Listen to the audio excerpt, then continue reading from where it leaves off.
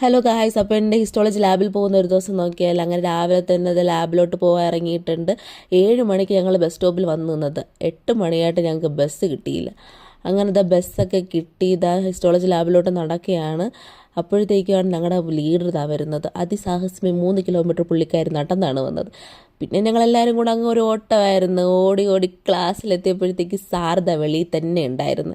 പുള്ളിക്കാരൻ ഭയങ്കര calm and quiet പേഴ്സണാണ്, അടിപൊളിയാണ്. നമ്മുടെ ഇന്ത്യക്കാരെയൊക്കെ ഭയങ്കര ഇഷ്ടമാണ് പുള്ളിക്കാരന്. അങ്ങനെ ഞങ്ങൾക്ക് ക്ലാസ്സിൽ ഇൻട്രാമസ്കുലർ ഇഞ്ചക്ഷൻ എങ്ങനെയാണ് എടുക്കേണ്ടത്, ഏത് പൊസിഷനിൽ വെച്ചാണ് എടുക്കേണ്ടത്, ആർക്കൊക്കെ എങ്ങനെയൊക്കെയാണ് എടുക്കേണ്ടതെന്നൊക്കെ പുള്ളിക്കാരൻ നല്ല വ്യക്തമായിട്ട് നമുക്ക് പറഞ്ഞു തന്നു. അങ്ങനെ പിന്നെ നമുക്ക് വീനിൽ നിന്ന് ബ്ലഡ് എടുക്കുന്നത് പറഞ്ഞു തന്നായിരുന്നു.